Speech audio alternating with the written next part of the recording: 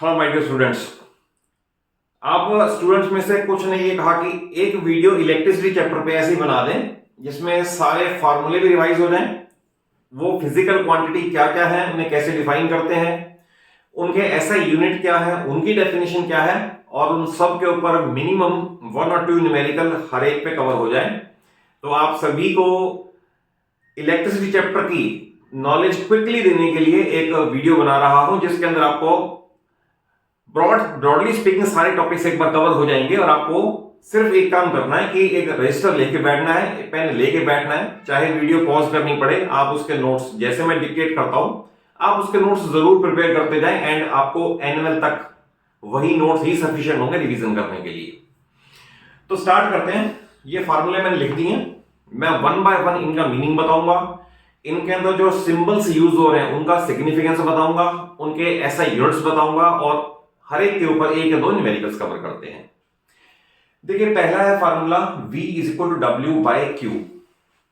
तो ये क्या फार्मूला है? ये फार्मूला है पोटेंशियल को डिफाइन करने के लिए या पोटेंशियल डिफरेंस को डिफाइन करने के लिए। तो हम ये कह सकते हैं potential difference between 2 points in an electric field is equal to work done upon charge moved. W by Q, W है वर्क डन, वर्क हमेशा जूल में एक्सप्रेस होगा, चार्ज कूलम में एक्सप्रेस होगा और पोटेंशियल डिफरेंस वोल्ट में express होगा। हम इसे ऐसा भी लिख सकते हैं कि 1 volt is equal to 1 joule upon 1 coulomb. हम ये भी लिख सकते हैं 1 वोल्ट इसका, 1 जूल इसका, 1 कूलम इसका। अब यहां आती है what is the definition of 1 volt. आपको जरूर याद करनी है क्योंकि 1 एम्पियर, 1 वोल्ट ये सारी डेफिनेशन या 1 ओम ये सारी डेफिनेशन तो आनी ही चाहिए और आपको जब तक ये परफेक्टली एक्सप्रेस नहीं करोगे, नहीं लिखोगे, तब तक मार्क्स भी नहीं मिलते।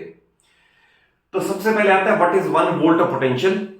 तो potential difference between 2 points is 1 volt if 1 joule of work is done in moving 1 coulomb of charge from 1 point to another in an electric field. आप इसे नोट कर लें, मैंने जितनी इसमें फिजिकल क्वांटिटी है उनके एसआई यूनिट के हिसाब से 1 1 कर दिया तो ये अपने आप 1 हो गया, 1 जूल अपॉन 1 कूलम। आप इसको नोट कर लें, it is the definition of 1 volt. अब आता है पोटेंशियल डिफरेंस मेजर किससे करते हैं, what is the name of the device. तो बहुत इंपॉर्टेंट क्वेश्चन है। Potential difference is measured by a device which is called voltmeter। voltmeter ध्यान रखना, वोल्टामीटर मत कह देना, वोल्टामीटर बिल्कुल अलग चीज होती है, सेपरेट वीडियो बताऊंगा। It is voltmeter not voltameter. तो इट इज कॉल्ड वोल्टमीटर। तो वोल्टमीटर की कैरेक्टरिस्टिक क्या है और इसे कनेक्ट कहां करते हैं, इसके ऊपर भी एमसीक्यू में बहुत बार क्वेश्चन आते हैं। तो remember voltmeter is a high resistance device. Remember high resistance device and it is always connected in parallel, never in series, in parallel across the resistor। तो ये भी आप नोट कर लें, साथ में आपको मैंने वोल्ट मीटर की भी बता दी। नेक्स्ट आता है फार्मूला, ये साथ साथ बता दूं, Q is equal to n e, कुछ नहीं, सिंपल है। ये अगर सपोज चार्ज का क्वेश्चन हो और नंबर ऑफ इलेक्ट्रॉन्स पूछे हो तो फार्मूला है Q is equal to n e, E is the charge on 1 electron, और उसकी भी आपको पता होना चाहिए, नेगेटिव होता है 1.6 into 10⁻⁻19 coulomb is charge possessed by 1 electron. तो इसका कोई डाटा अगर नहीं भी गिवन तो याद होना चाहिए। तो Q is equal to n e, इसको भी एक बार यूज करेंगे। नेक्स्ट आता है I is equal to Q by T। ये क्या डेफिनेशन है? ये करंट की डेफिनेशन है। Current is defined as rate of flow of charge. जब भी अपॉन टाइम आएगा ना, उसके लिए वर्ड रेट ऑफ यूज करते हैं, यानी with respect to time. Charge flown with respect to time, it is called current. हम क्या कहेंगे, current is defined as rate of flow of charge. अगर इसको भी इस तरह से एक्सप्रेस करना चाहें तो करंट 1 एम्पियर है, तो ये 1 एम्पियर कब होगा, जब ये 1 कूलम हो जाएगा, ये 1 सेकेंड हो जाएगा। तो इसका भी फिर आप ऐसा यूनिट बता सकते हो। ऐसा यूनिट क्या है इसका? इसका ऐसा यूनिट है एम्पियर। तो current is measured in amperes और potential difference is measured in volts. ध्यान रखना इन दोनों में। अब what is 1 ampere of current? तो यहीं से मैंने आपको बताया फिजिकल क्वांटिटी को 1 कर दो, रट्टा मत मारो। रट्टा मार के तो कुछ भी नहीं कर पाओगे, आप समझो। या कोई सिर्फ आप एनसीईआरटी में बुक में हाईलाइटर से हाईलाइट कर दें, कोई टीचर किसे पढ़ लो, तो इससे नॉलेज गेन नहीं हो सकती। जो आपको मैं समझा रहा हूं that is far for important. आप उसे समझ लो, कॉन्सेप्ट वाइज समझ लो, सो दैट आपको कोई नई सिचुएशन फेस करनी पड़े तो डिफिकल्टी फील ना हो। तो what is 1 ampere of current? तो current is 1 ampere if 1 coulomb of charge 1 coulomb of charge flows through cross section of conductor in 1 second। ये 1 सेकेंड, ये 1 कूलम। तो I is equal to Q by T। अब question आ सकता है कि how it is measured. तो आपको बताया मैंने, it is measured by a device called ammeter. तो जैसे कैरेक्टरिस्टिक बताई है वोल्टमीटर की, वैसे इसकी भी है कि ammeter is a low resistance device, remember, low resistance device, and it is always connected in series with the resistor, never parallel। एक मैंने वैसे अपने चैनल पे important questions of chapter electricity बनाया है, आपको वीडियो मैंने पहले दी थी, उसमें मैंने ये बताया है कि what will happen if ammeter is connected in parallel, what will happen if voltmeter is connected in series. तो ये सारी आप वीडियो देखोगे तो उन वीडियोस में उन क्वेश्चंस के इंपॉर्टेंट क्वेश्चंस के आंसर भी कवर्ड हैं। ये हो गया। नेक्स्ट है V upon I is equal to R। ये बेसिकली ओम्स लॉ है। अगर आपसे पूछे व्हाट इज ओम्स लॉ, तो पहले तो वर्ड टू वर्ड लॉ है, इसमें डेविएशन मत किया करो, सेम का सेम याद होना चाहिए। At constant temperature current flowing through a conductor is directly proportional to potential difference applied across its ends. Simple language में, जितना ज्यादा पोटेंशियल डिफरेंस होगा उतना ही ज्यादा करंट फ्लो करेगा। तो इसका डेरिवेशन भी है, but for the time being V upon I is equal to R, यानी कि ratio of potential difference to current flowing through a conductor is constant and it is called the resistance of the conductor. अब ये पूछ सकते हैं what is resistance? तो definition यह, resistance is the property of a conductor due to which it opposes flow of current through it. और measure किससे होगा? ये यूनिट क्या होगा? इसका यूनिट बनेगा ओम। अगर मान लो मैं ये कह रहा हूं इसका यूनिट ओम बनेगा, तो फिर ये भी 1 होने चाहिए। ये 1 वोल्ट, ये 1 एम्पियर, तो फिर बन गया डेफिनेशन। अगर पूछे what is 1 ohm of resistance, तो डेफिनेशन ये बनेगी, resistance of a conductor is 1 ohm if a current of 1 ampere flows through it on applying a potential difference of 1 volt across it। यानी 1 वोल्ट का potential difference apply करें, इसके बाद भी 1 ampere का करंट फ्लो कर जाए, तो हम कहेंगे उसका रेजिस्टेंस 1 ohm है। तो ये ओम्स लॉ से बना हुआ है। Then R is equal to rho L by, ये बहुत इंपॉर्टेंट फार्मूला है। ये आपको डेरिवेशन इस तरह से करते हैं कि resistance is directly proportional to length of conductor, resistance is inversely proportional to area of cross section of conductor, और इज इक्वल टू का साइन लगाने के लिए प्रोपोर्शनलिटी का साइन हटेगा, और रो कांस्टेंट है which is called the resistivity. तो अब इसमें ये पूछ सकते हैं व्हाट इज रेजिस्टिविटी? क्या रेजिस्टेंस और रेजिस्टिविटी सेम है? तो ये बड़ी इंपॉर्टेंट बात है, सेम नहीं है दोनों। इसमें देखिए आप, अगर सपोज मैं लेंथ 1 मीटर कर दूं, एरिया 1 मीटर स्क्वायर कर दूं, तो R इज इक्वल टू रो हो जाएगा। तो यहां से निकलती है इसकी डेफिनेशन। क्या बनेगी definition? Resistivity of a conductor is numerically equal to its resistance if length of conductor is 1 metre and area of cross section is 1 metre square. तो ये बनी डेफिनेशन।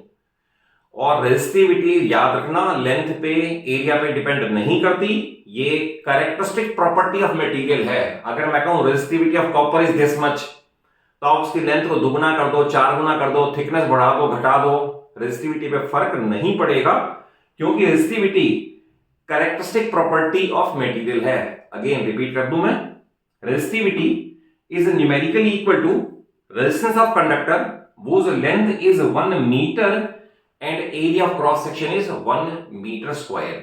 तो R is equal to rho L by, इस पे भी numerical cover होगा। Then ये formula है P is equal to V into I, that is power जो कि वॉट में एक्सप्रेस होगी, वॉट। पोटेंशियल डिफरेंस वोल्ट्स में एक्सप्रेस होगा और ये एम्पियर में एक्सप्रेस होगा। तो ये फार्मूला बना कैसे, मैंने अपने चैनल के एक 30-40 सेकेंड्स के शॉर्ट्स में बता रखा है कि how this formula is arrived at. तो आप उस शॉर्ट को वॉच कर लोगे ना, उसके नोट्स बना लो। बहुत बार तो ये पूछ ही लेते हैं how this formula is derived, तो अभी फॉर द टाइमिंग मैं इसको कवर नहीं कर रहा। तो P is equal to V into I, ये एक फार्मूला बना। अब इसमें जो दो फार्मूले हैं ना, वो सिंपली ओम्स लॉ अप्लाई करके हम चेंज कर देते हैं। नेक्स्ट है P is equal to V square by R, next है P is equal to I square into R। तो ये दोनों फार्मूले, ये और ये आप खुद कर सकते हो। ओम्स लॉ से एक बार V को हटा दो, एक बार I को हटा दो, तो दो फार्मूले ये बन जाते हैं। देन अगर रेजिस्टेंसेस सीरीज में कनेक्टेड हो तो resultant resistance is equal to sum of individual resistances, और अगर पैरेलल में कनेक्ट हो reciprocal of resultant is equal to sum of reciprocals of individual resistances. तो ये सारे फार्मूले आपके इस चैप्टर में ब्रॉडली स्पीकिंग तो यही हैं, और इसके बाद कुछ आपके कॉस्ट ऑफ इलेक्ट्रिसिटी के न्यूमेरिकल हैं, एनर्जी कंज्यूम के, वो सेपरेट वीडियो में कवर कर दूंगा। अब आपको इनके ऊपर सब पे न्यूमेरिकल कवर करा दूं, एक एक दो दो न्यूमेरिकल देखें। पहला question, a polythene rubbed with silk is found to have negative charge of, charge याद रखना कोई सा भी न्यूमेरिकल हो, सबसे पहला काम जो गिवन है वो लिख लो, फिर जो आस्क्ड है वो क्वेश्चन मार्क, और फिर सोचो क्या फार्मूला लगेगा, सब में यही होगा। जैसे चार्ज गिवन है Q is equal to 3.2 into 10⁻⁻17 coulomb. Question है calculate number of electrons, N is equal to question mark, और E हमारे पास पता है 1.6 इंटू 10⁻⁻19 कूलम। तो ऑब्वियस है formula Q is equal to N ही लगेगा। तो using the formula Q is equal to NE और N is equal to Q by E। तो Q की वैल्यू है 3.2 इंटू 10⁻⁻17, इसकी वैल्यू है 1.6 इंटू 10⁻⁻19, तो 1.6 से कट करके 2 आ जाएगा, और ये पावर है -19, ऊपर जाके हो जाएगा +19, तो 2 इंटू 10⁻⁻17 और +19, तो 2 इंटू 10⁻2 इलेक्ट्रॉन्स। इतने आगे इसके 1% -19 और -17 है हमारे पास, ठीक है। तो इतने इलेक्ट्रॉन्स ट्रांसफर हो गए, तो N is equal to this much electrons. Second question देखें, how much work is done. तो वर्क इज डन, तो W is equal to question mark, work is done in moving a charge of 120 coulomb, charge 120 coulomb from a point at 6 volt to 12 volt. तो therefore potential difference between AB, दो point में कितना है, 12 पे ले जाना है, 6 पे पहले था, 6 वोल्ट का पोटेंशियल डिफरेंस है। तो फिर फार्मूला कौन सा लगेगा, V is equal to W by Q। तो V is equal to W by Q। Question है how much work is done, तो W is equal to VQ। तो VQ में V आएगा, हमारे पास है V 6 वोल्ट, चार्ज में गिवन है 120 कूलम, तो 120 कूलम ये बन जाएगा 720 जूल ऑफ वर्क। तो इस तरह से दोनों पे एक एक न्यूमेरिकल अभी कवर कर दिया है, और बाकी अभी नेक्स्ट स्लॉट में हर एक के ऊपर एक एक न्यूमेरिकल कवर करते हैं।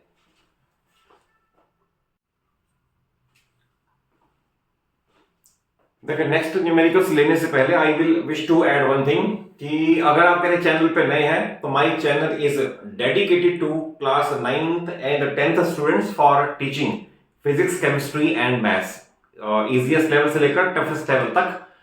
माय रिच एक्सपीरियंस से मैं ये चाहूंगा कि आप हर स्टूडेंट परफेक्शन सीख ले, और उस परफेक्शन से आप अपने लेवल पे, अपने स्कूल में, अपने सिटी में बहुत अच्छी पोजीशन गेन करें, and that is my sincere wish and efforts. अब नेक्स्ट क्वेश्चन में है करंट ऑफ 400 मिली एम्पियर। देखिए यहां बहुत स्टूडेंट गलती करते हैं, मिली एम्पियर को चेंज नहीं करते। तो क्वेश्चन है करंट ऑफ 400 मिली एम्पियर। तो पहले आप चेंज करें इसे करना पड़ेगा 400 इंटू 10⁻³ एम्पियर, और मैं इसे कर दूं 400 अपॉन 1000 और मैं कर दूं 0.4 एम्पियर। तो सबसे पहले तो कन्वर्ट करना जरूरी है। Flow through a conductor of time t, ये गिवन है 5 मिनट्स। ध्यान रखना ऐसा यूनिट में मिनट यूज कभी नहीं करते, इसे करना पड़ेगा 5 इंटू 60, दैट इज 300 सेकेंड्स। अब क्वेश्चन है what is the charge flown. Charge flown पूछा हुआ है, ये हमें दोनों पता है, तो I can write Q is equal to I into T. तो therefore charge flown is equal to I, current हमें दे रखा है 0.4 इंटू ये गिवन है 300। तो आप इसे डिवाइड करोगे, ये अपॉन करके 10 आएगा, एक जीरो कैंसिलेशन हो जाएगी और आएगा 120।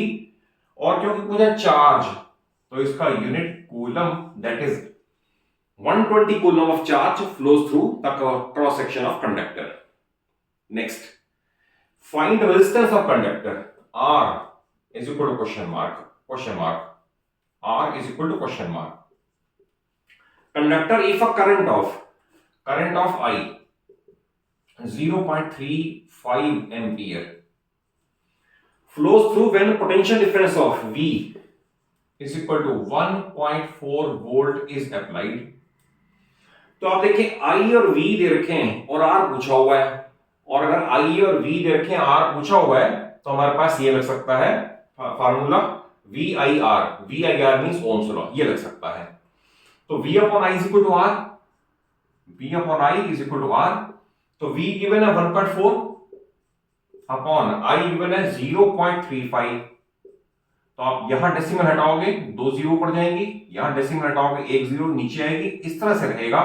इट मींस 140 अपॉन 35, और ये पूरा 4 से कैंसिलेशन हो जाएगा, तो इसका ऐसा यूनिट ओम है। तो resistance of the conductor is 4 ohms, ये इसका आंसर आएगा। Next, how much current is drawn. I is equal to question mark. Electric iron of power given है, पावर है 1.5 किलोवाट। अब ध्यान रखना इस क्वेश्चन में भी हमें इसे वॉट में कन्वर्ट करना है, 1000 से मल्टीप्लाई करके 1500 वॉट, ये आ गया। ए 220 वोल्ट लाइन, तो पोटेंशियल डिफरेंस है 220 वोल्ट्स। तो देखिए हमें P और V गिवन है, I पूछा हुआ है। तो P और V गिवन I पूछा हुआ है, तो I will use P is equal to V into I। तो पावर की जगह पुट कर दो 1500, V की जगह 220, I is the current drawn, zero cancellation कर दो, अपॉन में ले आओ, I is equal to 150 upon 22, और ये डिवाइड करके 6.82 में लिखा हुआ पहले 6.82 एम्पियर ये करंट ड्रॉ करेगा। अब मान लो मैं आपसे ये पूछूं कि क्या ये electric iron 5 ampere fuse line पे या 5 एम्पियर सर्किट लाइन पे कनेक्ट हो सकती है, और अगर ये पूछे कि नहीं हो सकती और आप कनेक्ट कर दें तो what will be the consequence. ये क्वेश्चन बड़ा इंपॉर्टेंट है। तो देखिए डोमेस्टिक सर्किट 5 एम्पियर और 15 एम्पियर होते हैं। इस केस में हम लिखेंगे since the current drawn by single appliance is more than safety limit, यानी 5 ampere, more than safety limit of circuit, hence it will be a case of overloading. Overloading से wires heat up हो जाएंगी, heat up से insulation melt हो जाएगा, insulation melt होने से short circuit हो जाएगा and it will cause fire. तो ये सारा पता होना चाहिए। अगर करंट ड्रॉन एक अप्लायंस का ही 5 एम्पियर से ऊपर है तो उसमें क्या करेंगे, पावर सर्किट में 15 एम्पियर सर्किट में कनेक्ट करेंगे, सो दैट उसकी हीटिंग ना हो, उसका शॉर्ट सर्किटिंग का आग लगने का डर ना हो। तो रिमेंबर ऐसा क्वेश्चन भी पूछा जा सकता है बाद में कि इसे क्या हम 5 एम्पियर पे कनेक्ट कर दें, और नहीं करें तो क्यों नहीं करें, और क्या उसका कंसीक्वेंस ऑब्जर्व होगा। तो ये इस टाइप के न्यूमेरिकल्स है।